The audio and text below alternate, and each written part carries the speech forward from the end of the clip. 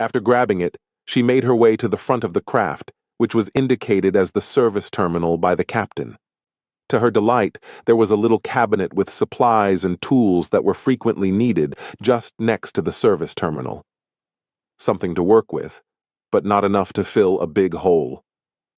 She opened her bag, added to the assortment of equipment and supplies she had on hand, and got to work. The first task was to use an oxidation instrument to create a low-heat, low-O2 device that would release a visible smoke so she could watch how the air moved around the leak. This project was completed quickly and used very little of her resources. She realized as she got closer to the hole that she didn't need the smoke to find it, and she wouldn't need it in the near future because the air current was growing steadily and taking her straight to a tiny puncture caused by a micrometeorite. Despite being no bigger than her thumb, it was more than sufficient to end their lives. After mentally checking all the options at her disposal, she concluded that nothing would work. Since the larger materials were not airtight and would merely slow the leak, dividing it into 1,000 little leaks rather than one major leak, the crack filler would blow out of such a large opening before it could set. The jagged, shredded metal surrounding the hole's edge, where the hull had been forced inward upon contact, added a great deal of complexity. She spun away from the opening and dashed towards the ladder, climbing up as fast as she could.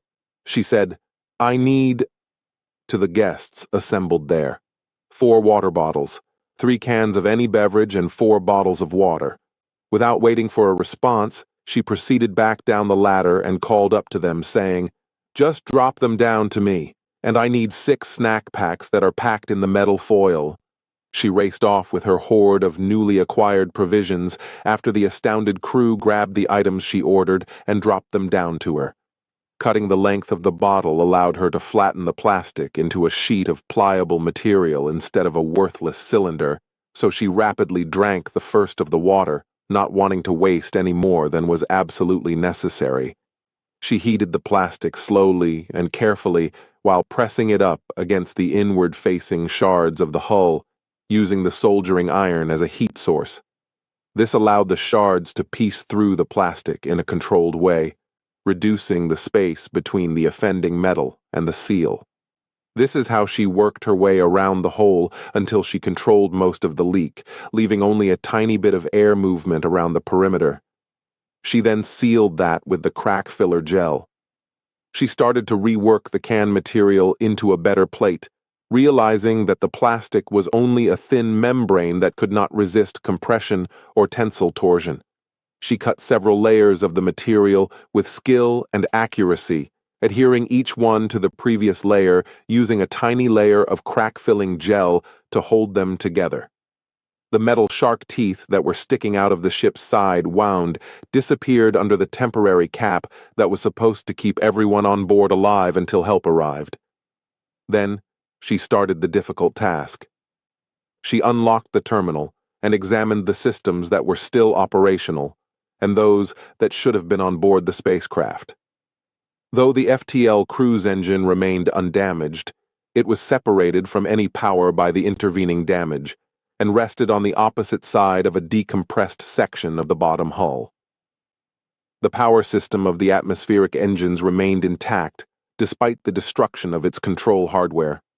Although the adjustment thrusters were rendered completely inoperable due to the loss of all compressed propellant, their control systems remained fully operational.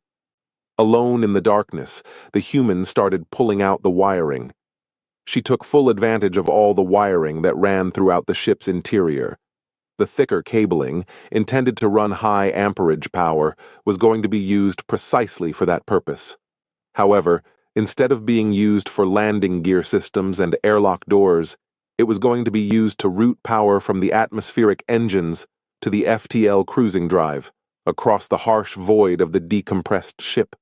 Redirecting the adjustment thrusters into the FTL cruising control computer required selective cannibalization of the low amperage lines, which were utilized for data and communications, so destroying half of the entertainment system. After exhausting all of her options inside the ship, she looked through the hold in the hopes of finding a pressure suit, which was largely generic, somewhere. She did in fact find one, even though it was made for some sort of four-armed service worker, and I fit terribly. She used the midship airlock and carried on working on the opposite side of the bulkhead, where one false move could send her hurtling into the void, spinning uncontrollably away from any hope of rescue until the unending darkness engulfed her and the ship forever. Fortunately, she made no mistakes. After consuming every bit of plastic from the bottles, foil from the food wrappers, cans, and crack-filling gel, she was prepared to attempt re-energizing the FTL drive 6 exhausting hours later. The engine rattled in its mounts and the ship shook, then lit up. "Not this time, you fucker, not this time," the little human groaned in her suit as she gazed into empty space. She said, "You may get me someday, but today is not that day."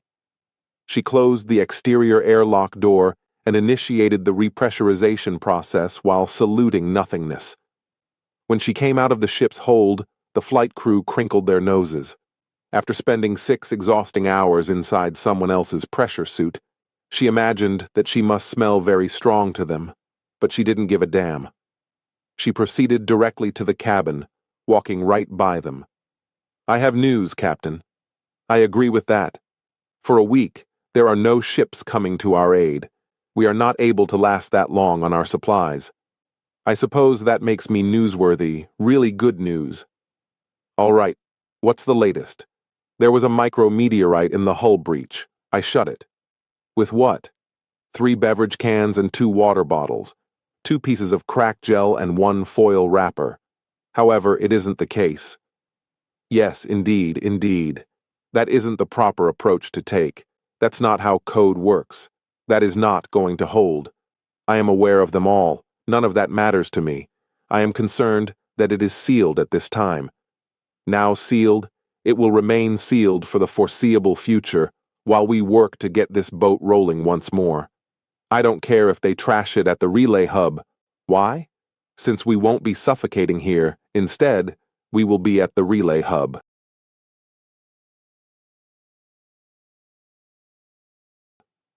We are unable to access the relay hub. The FTL has no power and no controls, and the slow engines have completely vanished. You're somewhat correct, though. There are no longer any atmospheric engines. That was the major detonation. However, their power source remained intact. While it's not much, it's still something. Without engines attached, that doesn't help us.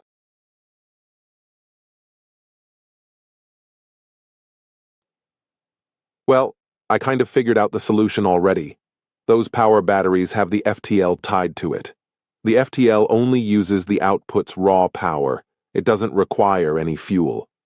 We don't need a lot of other systems right now, so I unplugged all of the banks and rewired the ship so the FTL could drain those power cells. The banks power the engines, the fuel pumps, and a number of other systems, but that isn't secure. Sir, you are entirely correct. It's not. However, it's far safer than waiting here to run out of food, drink, or air. Oh, and the water recycler is fried. Thus, water would soon run out for us. Which would you prefer, to wait to die or take a chance on a risky power conversion? All right. You genuinely need to consider it? There is a 100% possibility that I will die, or a 43% chance that the FTL will meet at the back, where nobody is present anyhow, returning us to our pre-I made it work state. All right. You make a valid point, I see. My FTL system is black, though. Indeed, the FTL control circuits were burnt out in relation to that. The flight circuits of the Atmo were destroyed. How then am I meant to fly? The propellers. How come? They work best for the smallest prods as we get closer to docking. Yes, I am aware of it. However, they aren't even useful for that because all of their compressed gas is gone. They are, nonetheless, effective in giving directional commands to a flight control system. Are you saying, wait? Indeed. I used the thruster controls to slave the FTL. Though it won't be simple, it ought to work. We won't have autopilot for the remainder of the journey, but if someone is flying actively, we should be able to reach them. The nav comp is still functional, so it can help the pilot stay on track. Feel free to give it a try. The ship lurched forward when the captain activated the thrusters and depressed the forward adjustment joystick, the stars extending into the well-known streaks of fast, traveling light. With its ever-cheerful and helpful voice, the navcomp chimed in, telling us that the ship was off course and providing a correction vector superimposed on the intended course and the black nothingness between the star lines outside the cockpit glass. "How did you manage to achieve everything?" the captain inquired. "It's what I do, in a way. I provide hope to situations that seem hopeless.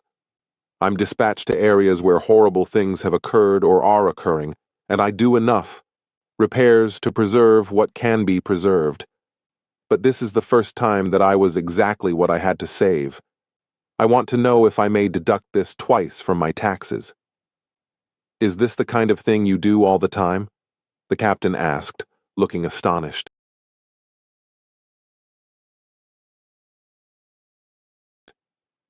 "Yes, it certainly is." "For whom do you perform this work?"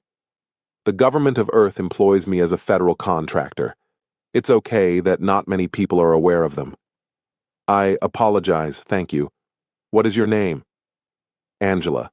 MacGyver Angela. I don't mind being called Mac. You may call me Angie. I'm grateful to Angie for saving both these passengers and my ship. I wish I had more to provide than just words. It's possible, so that my time here is not in vain. Get us to the relay hub." She then gave the captain a wink before exiting the cockpit. To the dismay of the noses of the passing passengers, she went back to her seat and fell asleep. Thank you for watching this video. I hope you subscribe, like, and share video.